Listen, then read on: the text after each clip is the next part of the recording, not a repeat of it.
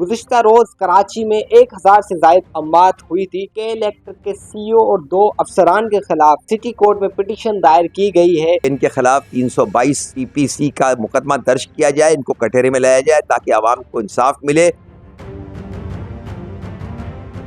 Advocate Abid Hussain साहब इनसे मजीद जानते हैं, इन्होंने पिटीशन दायर की है कि मामला क्या है। सर ये बताइएगा कि क्या मामला है कि आपने पिटीशन दायर किए और आगे का लाए अमल क्या है? वैसे बिस्मिल्लाहिर्रहमानिर्रहीम, शुक्रिया आपने मुझे मौका दिया बात करने का। देखिए, बात यह है कि इससे पहले भी हीट स्ट्रोक में जब पारा जो है वो 52, 54, 56 डिग्री जाता था तो भी अमवातें हुई हैं, लेकिन इतनी ज़्यादा नहीं हुई हैं। इस दफ़ा एक्स्ट्रा ऑर्डनरी अमवातें हुई है कराची में, और मैं ये समझता हूँ कि हीट स्ट्रोक से अमवातें नहीं हुई हैं।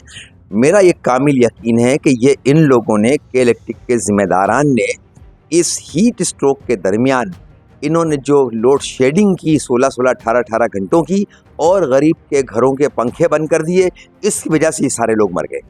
तो अगर मैं इनको कातिल समझता हूँ अगर ये लोड शेडिंग नहीं करते। देखिए, सब सच्ची बात यह है कि ये जो CEO और इसके साथ जो 2-3 आला अफसरान हैं जिनका आला तालीमी कैरियर है और साथ में एक्सपर्टीज़ है इनके इन सारे मामलात में, इस बात पर उनको क्यों नहीं बात समझ में आई कि इस दर्जा शिद्दत की गर्मी में और हीट स्ट्रोक में अगर घरों के पंखे और AC नहीं चलेंगे तो लोग मर जाएंगे।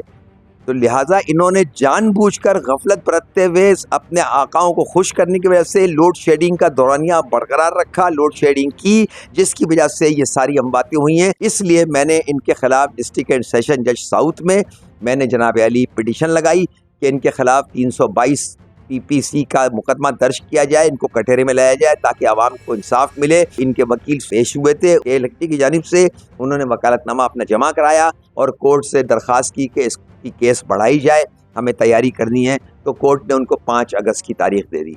इसी दौरान मैंने एक फर्दर इजाफी एप्लीकेशन आज कोर्ट में जमा कराई है, जिसमें मैंने कोर्ट से इस्तदा की है कि कराची में वाक़या जो जितने भी सरकारी हॉस्पिटल्स हैं उनके MS को, यानी मेडिकल सुपरिटेंडेंट को, उनको पाबंद किया जाए कि वो पिछले 1 महीने के दौरान जितनी अमवातें, हिलाकतें उनके हॉस्पिटल्स में हुई हैं उसका वो इंटायर कंप्लीट डेटा कोर्ट को प्रोवाइड करें, ताकि कोर्ट को डिटर्मिनेशन में आसानी हो कि कितने लोग मरे हैं, उनका डेटा सामने आ जाए।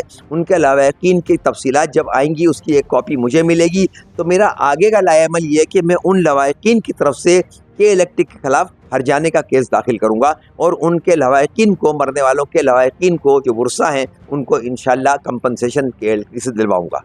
सर सोशल मीडिया पर काफ़ी सारी जो खबरें गर्दिश कर रही थी कि हीट स्ट्रोक ज़्यादा था, अमवात हो गई थी। आप क्या समझते हैं? आपने पिटीशन दायर की, आप कह रहे हैं कि हीट स्ट्रोक से नहीं हुई है ये अमवात, लोड शेडिंग जो की है इन लोगों ने, इनके ख़िलाफ़ जो आपने पिटीशन दायर की आज कोर्ट में, तो आप क्या समझते हैं कितनी अमवात हुई है ज़राए के मुताबिक? तो आपने पिटीशन दायर की उसमें।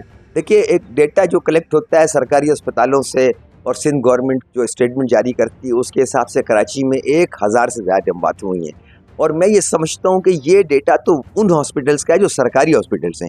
इसके अलावा जो लोग इस हीट स्ट्रोक के दरमियान हॉस्पिटल ही नहीं गए और घर में वफात पा गए, या वो लोग जो प्राइवेट हॉस्पिटल में गए और वहाँ वो उनका इंतकाल हो गया, उसका तो अभी हिसाब ही सब सामने नहीं आया है। अच्छा सर, मुझे ये भी बताइएगा कि अगर बिलफर्ज के अदलिया इजाज़त देती है कि इनके खिलाफ FIR की जाए, तो क्या इनके लवाकिन आपके साथ खड़े होंगे जिनकी अमवात हुई है? अल्हम्दुलिल्लाह, देखिए, सोशल मीडिया जो मेरा अकाउंट है उसमें मेरे लाखों हज़ारों चाहने वाले हैं और मैंने 5-6 कंटिन्यूस वीडियो डाली है के इलेक्ट्रिक के हवाले से। उसमें मेरे पास लाखों फीडबैक आए हैं और हर मुतासिर आदमी इनको बदुआएं, गालियां दे रहा है, और वो मुझे ये कह रहा है कि आबिद साहब आपने बहुत अच्छा काम किया है, हम आपके साथ हैं, आप जहाँ हमें बुलाएंगे आएंगे आज। और इंशाल्लाह मुझे उम्मीद है कि अगर ये पॉजिटिव कोई ऑर्डर होता है हमारे हक़ में, तो इंशाल्लाह ये सारी आवाम मेरे साथ खड़ी होगी। आपने एक काम किया है, के इलेक्ट्रिक के खिलाफ पिटीशन दायर की है, तो आवाम को क्या कहना चाहेंगे? वैसे आप आवाम से तो मेरा ये कहना है कि देखिए, एक बात हमेशा याद रखिएगा कि ताकत का सरचश्मा, मुल्क कोई भी हो, ताकत का सरचश्मा हमेशा आवाम होती है। और अगर इसका सबूत चाहिए तो आप जितने मुल्कों में इनकलाब आया है, जितने मुल्कों में अभी रिसेंट हालिया आया है या आज से 50-100 साल पहले आया, आप उसकी हिस्ट्री पढ़ेंगे तो वो इनकलाब सिर्फ अवामी ताकत लेकर आई है रोडों पे आके। तो जब तक मैं अपनी आवाम से ये कहूँगा कि जब तक आप एका नहीं करेंगे, जब तक आप के इलेक्ट्रिक को मसले को आप अहमियत देकर प्रायोरिटी बेस पे नहीं लाएंगे अपने दूसरे दीगर कामों में और रोड पे नहीं आएंगे, जब तक मसला नहीं हल होगा।